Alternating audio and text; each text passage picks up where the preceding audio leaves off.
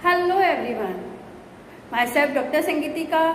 Today in this video lecture I am going to discuss John Taylor effect. John Taylor effect, number first, it is more interesting topic of coordination chemistry, plus it is a very important topic. You should clear it.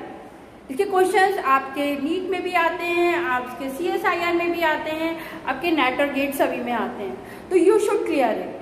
तो let us discuss what is Jahn Taylor effect और Jahn Taylor distortion. इस distortion से पहले हम लोग clear करते हैं what is the octahedral geometry. Jahn Taylor effect हम पढ़ते किसमें है? In case of octahedral complexes. Octahedral complexes कितने लिगेंड अटैच होते हैं? Ligand attach 6. There coordination number is 6. किस तरीके से होते हैं? Let us explain. Suppose this is a square planar. In center there is a metal atom और ion, और आपके 6 लिगेंड्स अटैच्ड हैं. 4 एक स्क्वायर प्लेनर में और 2 ligand above the axis and below the axis. This is the regular octahedral geometry. When all the bond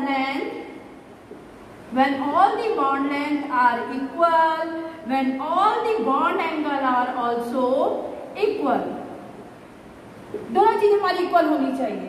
This is the regular octahedral geometry. Clear? अब हम आते हैं इसमें डिस्टॉर्शन कब होता है, कैसे होता है. सपोज ये क्या है, हमारा एक्स एक्सिस है, इसे मैं इलांगेट कर दूं, दिस इज एक्स, इसको इलांगेट कर दूं Y, and this is Z. Opposite उसी तरीके से एक्स डैश बन जाएगा. और हम ये भी क्लियर कर चुके हैं इन सीएफटी थ्योरी कि हमारे लिगेंड्स कहां से अप्रोच करते हैं. Ligands are approaching along the axis. जो डी में 5 ऑर्बिटल्स होते हैं, 2 ही ऑर्बिटल्स हैं जो अलोंग द एक्सिस होते हैं, D X square Y square and D Z square. तो हमारे लिगेंड्स और मेटल बीम में इंट्रैक्शन भी उन्हीं एक्सिस के थ्रू ही होता है. बट अगर हमारी रेगुलर ज्योमेट्री रेगुलर ना रहे, कब रेगुलर नहीं रहेगी? सपोज ये आपके 4 लिगेंड्स हैं, किसी भी मेटल के साथ अटैच्ड हैं, इनकी बॉन्ड लेंथ तो सेम है, बट जो हमारे 2 लिगेंड्स हैं अबव द प्लेन और बिलो द प्लेन, ये बॉन्ड लेंथ हमारी बढ़ जाए. राइट? अगर ये बॉन्ड लेंथ बढ़ जाए तो क्या हो गया, हमारी ज्योमेट्री रेगुलर से रह के क्या हो गई, this is the distorted octahedral. Similarly एक और केस है, अगर हमारी ये 2 bond length above the axis और बिलो द एक्सिस क्या हो जाए, शॉर्ट हो जाए. ये शॉर्ट हो गई है. क्लियर? ये शॉर्ट हो जाए तो 2 केसेस हैं जिसमें हम जॉन टेलर इफेक्ट पढ़ते हैं. इसमें क्या हुआ, बॉन्ड आपकी लंबी होगी, this is the case of elongation, and this is the case of compression. आपकी जो एक्सियल बॉन्ड्स हैं वो शॉर्ट हो गई हैं, इस केस में एक्सियल बॉन्ड लॉन्ग हो गई है. ये कब होता है? Due to their electronic configuration of D orbitals. तो जेड एक्सिस पे जो लिगेंड है, जेड एक्सिस पे लिगेंड है, वो क्या हुआ, उसका डिस्टेंस बढ़ गया है. इसको हम दूसरा नाम भी कह देते हैं Z out case. Right? Similarly इसमें जो जेड एक्सिस पे लिगेंड है वो बॉन्ड लेंथ छोटी हो गई है और ये हमारे साइड वाली बॉन्ड लेंथ बड़ी हो गई है. इसको हम दूसरा नाम देते हैं Z in case. In case of elongation Z out. In both the cases हमारी ज्योमेट्री क्या है, distorted octahedral. This is not regular octahedral, क्योंकि हमारी 6 बॉन्ड लेंथ क्या है, इक्वल नहीं है. This is the case of distorted octahedral. और हम इसका क्या नाम बोल देते हैं, टेट्रागोनल ज्योमेट्री. क्लियर? इन्हीं केस की ज्योमेट्री कब कब ये होती है, किन किन कॉम्प्लेक्सेस में होती है, इन्हीं केसेस को हम पढ़ते हैं जिसमें Jahn Taylor effect. This is the John Taylor distortion. क्या है ये दोनों हमारे जॉन टेलर डिस्टॉर्शन के केसेस हैं. अगर हमारी एक्सियल बॉन्ड्स और इक्वेटोरियल बॉन्ड डिफरेंट हो जाए, इक्वेटोरियल बॉन्ड से एक्सियल बॉन्ड लंबी हो जाए या वो शॉर्ट हो जाए, this you should be study in Jahn Taylor effect. So it can be discussed with the help of electronic configuration. Jahn Taylor effect को हम जरा स्प्लिटिंग डायग्राम से भी क्लियर करते हैं। You have already clear the crystal field splitting in octahedral complexes. जो 5d orbitals होते हैं वो किसमें स्प्लिट हो जाते हैं? Split into this is the easy orbital and 2g orbitals। Clear? ये आप पढ़ चुके हैं अभी तक। These are the easy orbitals और these are T2g orbital। कौन कौन सी ऑर्बिटल्स है नाम लिख देती हूँ, dxy, dyz and dxz। This is dx square, y square and this is dz square। अगर आपका केस क्या होता है, इलांगेशन वाला होता है। अगर आपकी सपोज एक्सियल बॉन्ड्स बड़ी हो गई है as compare to equatorial bonds, तो ये ईजी ऑर्बिटल्स भी 2 में अगेन स्प्लिट हो जाएंगे और T2g ऑर्बिटल्स भी स्प्लिट हो जाएंगे। But in case of Z out case, Z out case means elongation वाले केस में क्या होगा? इलांगेशन वाले केस में हमारा ये इस तरीके से स्प्लिटिंग है। जो हमारा है Z आउट केस यानी कि हमारी एक्सियल बॉन्ड्स बड़ी हो गई है। जब एक्सियल बॉन्ड बड़ी हो गई है तो जो dz स्क्वायर है उसकी एनर्जी नीचे हो जाएगी। भाई हमारे क्या होगा, जेड एक्स पर लिगेंड ही बहुत दूर हो गए हैं। जब लिगेंड बहुत दूर हो गए तो क्या होगा, मिनिमम रिपल्शन, रिपल्शन कम है तो एनर्जी हमारी क्या होगी, लोअर हो गई। और रिपल्शन किस में ज्यादा हो गया, dx स्क्वायर y स्क्वायर में। Similarly in case of T2g case dxy orbital ऊपर हो जाएगा और dyz और xz नीचे आ जाएगा। मैं जरा इसकी ज्योमेट्री भी ड्रॉ कर देती हूँ। ये लिगेंड है, हमारी भी बॉन्ड लाइन इलांगेट हो गई है अलोंग द z एक्सिस। फिर से समझ लीजिए, z एक्सिस लिगेंड बहुत दूर चले गए हैं। लिगेंड बहुत दूर चले गए तो इसका मतलब क्या हो गया, रिपल्शन z एक्सिस पे कम हो गया। कम हो गया तो उसकी एनर्जी का लेवल लोअर हो गया।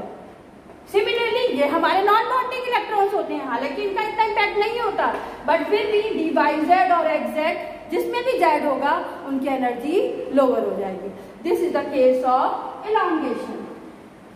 ये सब हमारे डिस्टॉर्टेड ऑक्टाहेड्रल ज्योमेट्री है, टेट्रागोनल भी बोल सकते हैं इन्हें में।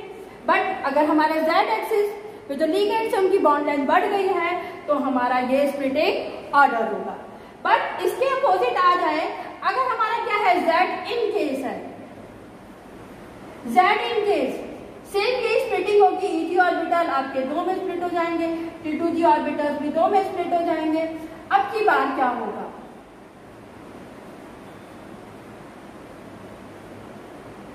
अब की बार क्या होगा, अब की बार हमारी जो शेप है वो इस तरीके से है। ये लिगेंड है, ये बॉन्ड लेंथ छोटी हो गई है और ये हमारी इक्वेटोरियल बॉन्ड्स बड़ी हो गई है। जब इक्वेटोरियल बॉन्ड्स बड़ी हो गई हैं तो अब की बार dz स्क्वायर ऊपर चला जाएगा और dx स्क्वायर y स्क्वायर नीचे हो जाएगा। ऐसा क्यों होगा, लिगेंड मेटल के नजदीक आ गए हैं, इंटरेक्शन ज्यादा हो गया है। ज्यादा हो गया तो रिपल्शन ज्यादा हो गया, रिपल्शन ज्यादा हो गया तो dz स्क्वायर की एनर्जी लेवल ऊपर पहुंच गया है। सिमिलरली जहां पर भी हमारा z होगा उनको हम ऊपर बनाएंगे। दिस इज dxz, dyz और यहाँ क्या रह जाएगा नीचे, dx। जरा मैं एक्सप्लेन करके और दिखा देती हूँ। इन केस ऑफ कॉपर के कॉम्प्लेक्सेस में सपोज मैंने लिया है CuS2O6 2 पॉजिटिव। कौन सा केस हो गया, 2 positive. This is 3D9 case, this is the D9 case.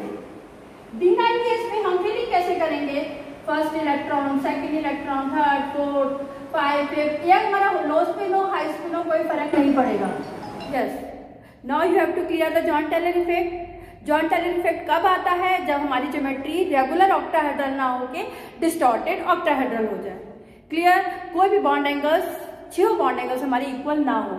But ये किस पे डिपेंड करता है Jahn Taylor effect, it depends upon the electronic configuration of T2g and EG orbitals. ये आप CFT में ऑलरेडी क्लियर कर चुके हैं कि जो 5d ऑर्बिटल्स होते हैं वो 2 में स्प्लिट हो गए हैं, T2g एंड EG ऑर्बिटल्स। अब उनकी फीलिंग के ही बेस पर हम बताएंगे कि डिस्टॉर्शन कब होगा और कब नहीं होगा। There are three cases according to the filling of T2G and EG orbital. Number first case, there is a no distortion. हर वक्त डिस्टॉर्शन नहीं होगा, राइट। एक केस है there is a slight distortion, right, slide distortion या weak distortion. और third case हमारा है strong distortion. These all based upon the filling of T2G and EG orbitals. Now first case no distortion. No distortion कब होगा? जब कभी भी आपके T2G और EG orbitals क्या है? हाफ फील्ड है या फुल फील्ड है या full field plus half field है। इन तीनों केस में कोई डिस्टॉर्शन नहीं होगा। जरा हम डिस्कस कर लेते हैं। हाफ फील्ड मतलब D3 केस। अगर D3 केस है T2G 3 EG 0, no distortion. D6 case T2G 6 EG 0, no distortion. Clear? ये तो आगे हमारे स्ट्रॉन्ग फील्ड लिगेंड्स के साथ मैंने दो डिस्कस करे, अभी मैं वन बाय वन सारे एग्जांपल डिस्कस करूंगी। सपोज हम किस में आ जाएं? D5 case T2G 3 EG 2। ये कब होगा? जब हमारे पास वीक फील्ड लिगेंड्स होंगे। क्लियर? एक लास्ट केस अगर आपको विजिबल हो जाता है D10 case T2G 6 EG 4, no distortion. इस तरह के केसेस में आपको डिस्टॉर्शन नहीं मिलेगा। जब ये इलेक्ट्रॉनिक कॉन्फ़िगरेशन होगी देयर इज नो डिस्टॉर्शन। अब कब वीक डिस्टॉर्शन होगा या कब स्लाइड डिस्टॉर्शन होगा? जब आपका क्या हो, T2G में अनसिमेट्रिकल फीलिंग हो। T2G अगर आपका अनसिमेट्रिकल है तो तुम्हारे पास क्या केस है? This is the case of weak distortion. कब होगा T2G में unsymmetrical feeling? Suppose D1 case ले लो, T2G 1 EG 0। हमें खाली T2G का अनसिमेट्रिकल देखना है। EG 0 होना चाहिए या हाफ फील्ड होना चाहिए, फुल फील्ड होना चाहिए। T2G अनसिमेट्रिकल है तो हमारा क्या केस है? Slide distortion. D2 case T2G 2 EG 0। D3 case आ जाएगा तो T2G क्या है? सिमेट्रिकल है, हाफ फील्ड है, तो हमारा डिस्टॉर्शन नहीं होगा। ये मैं एक एक दो एग्जांपल देके बता रही हूँ आपको। No distortion, weak distortion, strong distortion कब होगा? फिर से याद कर लीजिए, T2G और EG में जब भी सिमेट्रिकल फीलिंग होगी, जब कभी भी सिमेट्रिकल फीलिंग होगी तो कोई भी डिस्टॉर्शन नहीं होगा। इट में बी हाफ फील्ड, इट में बी फुल फील्ड और full field plus half field. अगर T2G में अनसिमेट्रिकल है तो वीक डिस्टॉर्शन है। तो स्ट्रॉन्ग डिस्टॉर्शन कब है? स्ट्रॉन्ग डिस्टॉर्शन जब होगा जब आपके EG ऑर्बिटल्स में अनसिमेट्रिकल फीलिंग होगी। किसमें होगी? EG ऑर्बिटल में अनसिमेट्रिकल फीलिंग होगी, तो वो हमारा केस होगा स्ट्रॉन्ग डिस्टॉर्शन का। कैसे? जरा D7 केस देखते हैं। D7 case T2G 6 EG 1। T2G symmetrical है बट EG में क्या है? एक ही इलेक्ट्रॉन है, राइट। ये भी हमारा क्या है? स्ट्रॉन्ग डिस्टॉर्शन का केस है। D9, D4 भी आता है हम याद करने में। मैं जरा एक एक दो एग्जांपल देके बता रही हूँ। D9 case T2G 6 EG 3। इस तरह के केसेस आएंगे जब में EG ना हाफ फील्ड हो ना फुल फील्ड हो, EG क्या हो? हमारा अनसिमेट्रिकल हो। उस केस में स्ट्रॉन्ग डिस्टॉर्शन होगा। 2 मिनट लगते हैं हार्डली आपको इलेक्ट्रॉन्स को फिल करने में। D7 केस हो, D8 हो, D6 हो, D5 हो, आप तीनों कंडीशन अप्लाई कर लीजिए। अगर आपके पास सिमेट्रिकल फीलिंग आती है, नो डिस्टॉर्शन। T2G अनसिमेट्रिकल बैठता है तो स्लाइड डिस्टॉर्शन या weak distortion, may be high spin और मे बी लो स्पिन। अगर आपके पास कोई भी केस में EG की फीलिंग अनसिमेट्रिकल आए तो डिस्टॉर्शन कैसा होगा? Strong distortion. Now you all clear the 3 cases of distortion, कि कब आपका नो डिस्टॉर्शन होगा, कब आपका वीक डिस्टॉर्शन होगा, कब आपका स्ट्रॉन्ग डिस्टॉर्शन होगा। ये तीनों केसेस आपके क्लियर कर चुके हैं। अब आपके क्वेश्चंस कैसे आते हैं? On the basis of questions आपको क्या करना होगा, इलेक्ट्रॉन कॉन्फ़िगरेशन फिल करना होगा T2G और EG में। तो क्विकली हम वो जरा इलेक्ट्रॉनिक कॉन्फ़िगरेशन फिल करते हैं और बताएंगे किस केस में हमारा डिस्टॉर्शन होगा, किस केस में नहीं होगा। D1 configuration in case of strong field ligands और लो स्पिन कॉम्प्लेक्सेस। T2G1 अनसिमेट्रिकल है तो इसमें डिस्टॉर्शन कैसा होगा, स्लाइड डिस्टॉर्शन। अगर T2G हमारा क्या है, अनसिमेट्रिकल फील्ड है तो distortion slide distortion. Similarly T2G2 slight distortion और हम इसको वीक डिस्टॉर्शन भी कह सकते हैं। T2G3 सिमेट्रिकल फीलिंग, जहां भी T2G और EG में सिमेट्रिकल फीलिंग आ जाएगी वहां पर क्या होगा, नो डिस्टॉर्शन। ये बात जरा ध्यान से रखना, ये फीलिंग आपने फटाफट करनी है। T2G4 अगेन अनसिमेट्रिकल फीलिंग, पर किसमें, खाली T2G में, तो distortion is slide distortion. T2G5 again same slide distortion because of unsymmetrical feeling in T2G5। T2G6 यहां पर भी हमारा T2G6 क्या हो गया है, सिमेट्रिकल फीलिंग हो गया है। जब सिमेट्रिकल फीलिंग हो गया है तो कोई डिस्टॉर्शन नहीं होगा, there is no distortion. T2G6 EG1, अब इस बात को ध्यान रखना है, T2G6 EG1 unsymmetrical feeling in EG orbital. Unsymmetrical feeling किसमें है, EG ऑर्बिटल्स में है। यहां पर क्या होगा, स्ट्रॉन्ग डिस्टॉर्शन होगा। इस तरह के केसेस आपने निकालने हैं। T2G6 EG2 कैसा है, स्ट्रॉन्ग फील्ड लिगेंड्स, यानी कि एक ही ऑर्बिटल में इलेक्ट्रॉन है। इस केस में भी आपका क्या होगा, स्ट्रॉन्ग डिस्टॉर्शन होगा और जनरली इस केस में स्क्वायर प्लेनर ज्योमेट्री बन जाती है। Unsymmetrical feeling in EG orbital. T2G6 EG3 again unsymmetrical feeling, strong distortion. ये तीनों केस लगातार हैं इन case of strong field ligands. T2G6 EG4 full field configuration, symmetrical configuration, तो कोई डिस्टॉर्शन नहीं होगा। सारी कहानी किस पर टिकी हुई है, हमारी T2G और EG के कॉन्फ़िगरेशन पर। सभी को याद हो गया है। अब जरा हम फटाफट से वीक फील्ड कॉम्प्लेक्सेस पर भी आ जाते हैं। जहां भी T2G3 अनसिमेट्रिकल फील्ड है, वीक डिस्टॉर्शन। जहां पर भी EG अनसिमेट्रिकल फील्ड है, स्ट्रॉन्ग डिस्टॉर्शन, राइट। और अगर सिमेट्रिकल फीलिंग है तो नो डिस्टॉर्शन है। T2G1 this is clear, T2G1 case है, अनसिमेट्रिकल फीलिंग है, हमारा डिस्टॉर्शन क्या है, slide distortion. T2G2 slight distortion. T2G3 symmetrical filling, no distortion. Again T4 case, T2G3 है, T2G में तीन ऑर्बिटल्स होते हैं, सिमेट्रिकल है, but EG is unsymmetrical. If EG is unsymmetrical, then there is a strong distortion. ध्यान रखना, हमेशा हमारे हाई स्पिन कॉम्प्लेक्सेस में D4 केस में क्या आता है, strong distortion. D5 case, T2G3 और EG2 सिमेट्रिकल फीलिंग है तो क्या होगा, नो डिस्टॉर्शन। अब आपको निकालने में देर नहीं लगेगी, ये हमारा क्या केस है, no distortion. High spin complexes T2G4 again unsymmetrical filling, कैसा होगा हमारा, स्लाइड डिस्टॉर्शन। T2G हमारा फिर अनसिमेट्रिकल है, slide distortion. T2G6 symmetrical feeling, EG2 भी सिमेट्रिकल फीलिंग है, हमारा नो डिस्टॉर्शन।